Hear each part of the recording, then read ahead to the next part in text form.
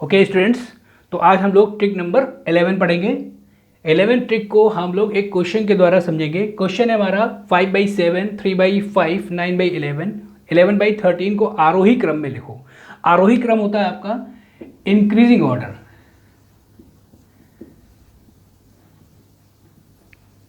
आरोही क्रम होता है आपका इंक्रीजिंग ऑर्डर। तो इन भिन्न को, इन फ्रैक्शंस को इंक्रीजिंग ऑर्डर में लिखना है। ठीक, इससे क्वेश्चन ये भी बनता है कि सबसे बड़ी भिन्न क्या होगी या सबसे छोटी भिन्न क्या होगी, भिन्न फ्रैक्शन यानी कि। ठीक है, तो चलिए पहले इसके पहले हम लोग एक पॉइंट समझ लेते हैं। एक पॉइंट ये है कि इफ़ अगर a/b कोई भिन्न है, ठीक है, अगर a/b कोई भिन्न है तो अगर हम सेम संख्या ऐड कर दें, इसको बोलते हैं हम अंश और इसको बोलते हैं हर। ठीक, यानी कि न्यूमरेटर, अंश को बोलते हैं हम लोग न्यूमरेटर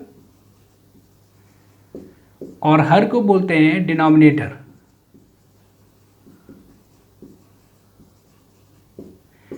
अगर अंश और हर में कांस्टेंट संख्या जोड़ दी जाए, जैसे अगर 1 जोड़ दिया जाए दोनों में, या 2 जोड़ दिया जाए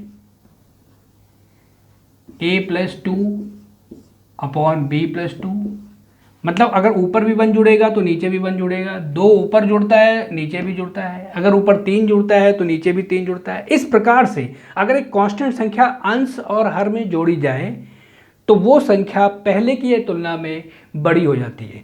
मतलब a/b छोटी होगी a+1/b+1 से, a+1 और b+1 छोटी होगी a+2/b+2 से।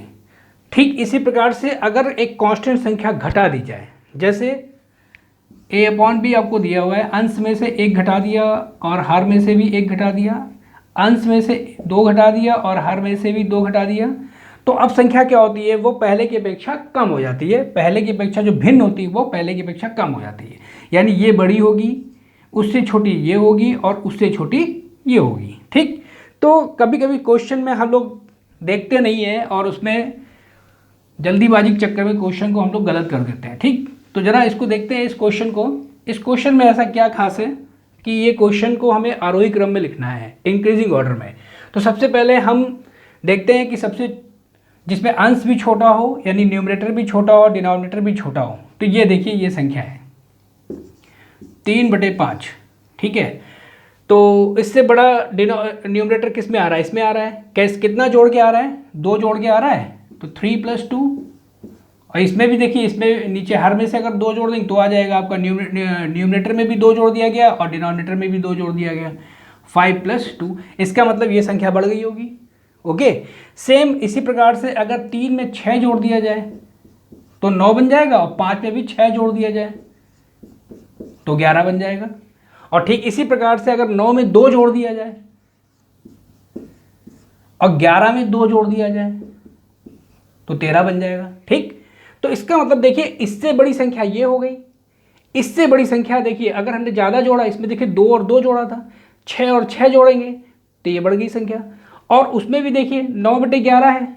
ठीक, ये 9/11 है और 9/11 में 9 में 2 जोड़ दिया और 11 में 2 जोड़ दिया, तो इससे बड़ी संख्या ये आ गई। इसका मतलब ये सबसे छोटी हो गई।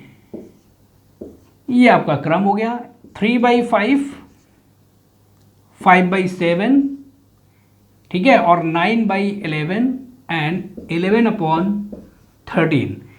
3 में 2 जोड़ा 5 आया, 5 में 2 जोड़ा 7 आया, तो इसका मतलब ये भिन्न इससे बड़ी होगी। 5 में 4 जोड़ा 9 आया, 7 में 4 जोड़ा 11 आया, यानी कि ये भिन्न इससे बड़ी होगी। 9 में 2 ऐड किया, 11 में 2 ऐड किया, 11/13 आया, यानी कि ये भिन्न इससे बड़ी होगी। तो सबसे छोटी होगी ये, इससे बड़ी ये, इससे बड़ी ये, यानी सबसे बड़ी अगर कहेंगे, ठीक है, सबसे बड़ी भिन्न 11/13 और सबसे छोटी भिन्न 3/5। ये हो गया आपका क्रम, that is a increasing order. ये आपका इंक्रीजिंग ऑर्डर है, बढ़ते हुए क्रम में। आरोही क्रम को हम लोग कहते हैं बढ़ते हुए क्रम में। ठीक है, बढ़ता हुआ क्रम।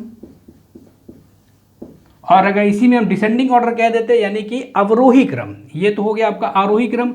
अगर हम कहते डिसेंडिंग ऑर्डर में लिखिए तो डिसेंडिंग ऑर्डर आपका ये हो जाएगा यानी कि घटता हुआ क्रम।